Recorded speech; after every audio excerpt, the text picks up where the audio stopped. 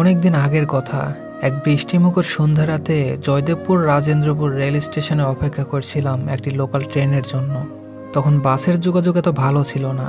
ঢাকা আসার জন্য ট্রেনই ছিল একমাত্র ভরসা। চারিদিকে শালবন বেষ্টিত। এই স্টেশনটি সেই বৃষ্টির সন্ধ্যা রাত ছিল প্রায় জনমানবহীন। ডাউন ট্রেন, তাই লোকজনের এত সমাগম ছিল না।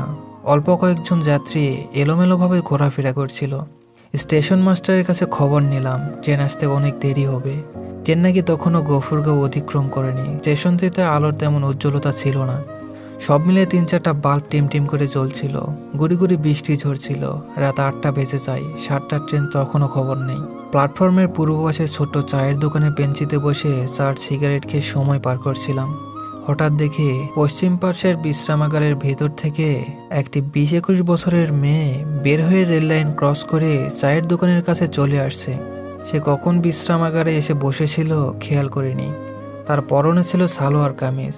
মেয়েটিকে দেখে মনে হলো সে নিম্নবিত্ত ঘরের মেয়ে হবে। তার চোখ মুখ খুবই বিমর্ষ লাগছিল। আমার একটা লাজুক স্বভাব, কোনো মেয়ের দিকে সরাসরি বেশিক্ষণ তাকিয়ে থাকতে পারি না। আরও একটি অভ্যাস, কোনো অপরিচিত মেয়ের সাথে আগ বাড়িয়ে কথা বলতে পারি না।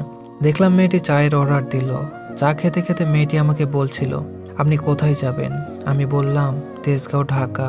আপনি কোথায় যাবেন? মেয়েটি বলল, পিয়ারপুর, ময়মনসিংহ অথবা কোনো একটা স্টেশনে। আমি বললাম, কখন আসবে আপনার ট্রেন? মেয়েটি বলল, এখন কোনো ট্রেন নেই, ভোর 4টার ট্রেন। আমি বললাম, এতক্ষণ কি করবেন? বাড়ি ফিরে যান। মেয়েটি বলল, এখানে আমার বাড়ি নেই, এখানে কেউ নেই। মেয়েটির অসহায়ত্ব ও নিরাপত্তা নিয়ে একটু চিন্তায় পড়েছিলাম। ভাবছিলাম, এই বৃষ্টি ঝরা রাতে মেয়েটি একাকী স্টেশনে বসে থাকবে। একটু পরে স্টেশন আরো জনশূন্য হয়ে যাবে, চায়ের দোকানটাও বন্ধ হয়ে যাবে। একটু চিন্তাই লাগছিল। মেঘাচ্ছন্ন আলো আধারে স্টেশনের পূর্ব পার্শ্বে ধরে আমিও মেয়েটি হাঁটছিলাম। বলছিলাম, এখানে কোথায় এসেছিলেন? মেয়েটি বলল, আজই এখানে এসেছিলাম। যার কাছে এসেছিলাম সে এখানে নেই। এখানে সে থাকে না, সে কোনোদিন এখানে ছিলও না। আমি ঘর ত্যাগ করে তার সাথে সারা জীবনের জন্য চলে এসেছিলাম। এসে বুঝতে পারলাম আমি প্রতারিত হয়েছি। আমি বললাম, যার কাছে এসেছিলেন উনি আপনার কে হন? মেয়েটি বলল, কিছু হয় না, উনি আমার কেউ না। আমি বললাম, এই যে বললেন ওনার কাছে সারা জীবনের জন্য ঘর ছেড়ে চলে এসেছিলেন। মেয়েটি বলল, সে অনেক দুঃখের কথা। স্টেশনের অদূরে দেখি সবুজ সিগন্যাল বাতিটি জ্বলে উঠেছে। আমি মেয়েটাকে বললাম, ঢাকা যাবার ট্রেনটি বোধহয় চলে আসছে।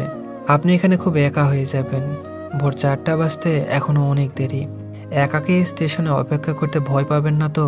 মেয়েটি বলল, আমাকে সাথে করে এক রাতের জন্য আপনার বাড়িতে নিয়ে যাবেন? কালকে সকালে চলে আসব। আমি ভিতরে ভিতরে একটু বিব্রত হলাম। নতুন বিবাহ করেছি, এই রাত দুপুরে একটি অপরিচিত যৌবনবতী মেয়েকে নিয়ে বাসায় হাজির হব। আমার নববিবাহিত স্ত্রী কি ভাববে? এই কথা ভেবে মেয়েটিকে বললাম, তা সম্ভব হবে না। আপনাকে সাথে নিয়ে গেলে আমার নতুন সংসারে অমঙ্গল হবে। মেয়েটি বলল, ও আচ্ছা, ঠিক আছে, আমি একা এখানে স্টেশনে থাকতে পারবো। আপনি কোনো চিন্তা করবেন না। আমি মেয়েটাকে স্টেশনের পাশে রেখে অপর পাশে টিকিট ঘরের দিকে এগিয়ে যাই। টিকিট কেটে এসে স্টেশনের এই পাশে দাঁড়িয়ে ট্রেনের জন্য অপেক্ষা করতে থাকি। এখনো ট্রেনটি আসেনি। তখন ঝিরিঝিরি করে বৃষ্টি ঝরছিল। আলোর আধারে মনে হচ্ছিল রেল লাইনের ওপাশ থেকে মেয়েটি আমার দিকে করুণ চোখে তাকিয়ে আছে। কেন জানি মেয়েটির জন্য খুব মায়া হলো। মনে হলো, এই মেয়েটি যদি আমার প্রেয়সী হতো তাহলে ঠিকই তো আজ তাকে আমার ঘরে নিয়ে যেতাম। ও আমার প্রেমিকা না হোক, পথের একটি অসহায় মেয়েকে আমার ঘরে এক রাতের জন্য স্থান দিলে কি এমন ক্ষতি হবে? আমার নববধূকে না হয় ব্যাপারটা বুঝিয়ে বলবো। দেখি ট্রেনটা স্টেশনের দিকে চলে আসছে। ওপাশে মেয়েটি তখনও আমার দিকে তাকিয়ে দাঁড়িয়ে আছে। আমি এপাশ থেকে মেয়েটিকে ইশারা করে বললাম, তুমি এই ট্রেনে উঠবে, আমার সাথে ঢাকা যাবে। ট্রেনটি স্টেশনে এসে থামে। ট্রেনের আড়াল হয়ে যায় মেয়েটি। আমি ট্রেনে উঠে পড়ি। ওপাশে তাকিয়ে দেখি মেয়েটি দাঁড়ানো নেই। ভাবলাম ট্রেনের কোনো কামরায় হয়তো উঠে পড়েছে। স্টেশনের বাইরে তখন অঝোরধারায় বৃষ্টি শুরু হয়েছে। একটু পর ট্রেনটি বৃষ্টি আর রাতের অন্ধকার ভেদ করে ঢাকার দিকে চলে আসতে থাকে। তেজগাঁও স্টেশনে নেমে আবারও খুঁজলাম মেয়েটিকে। কোনো কামরা থেকে সে আর নামলো না।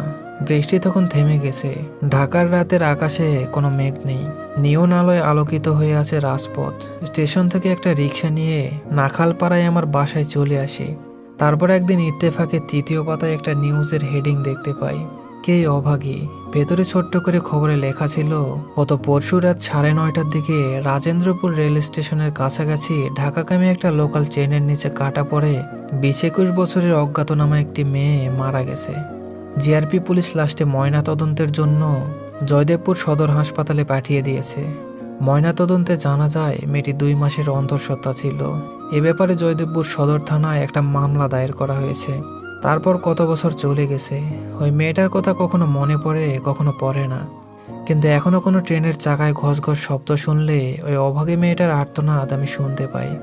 কানে বাজে একটি মিনতি, আমাকে একটা রাতের জন্য আপনার সাথে নিয়ে যাবেন আপনার বাড়িতে। ধন্যবাদ সবাইকে।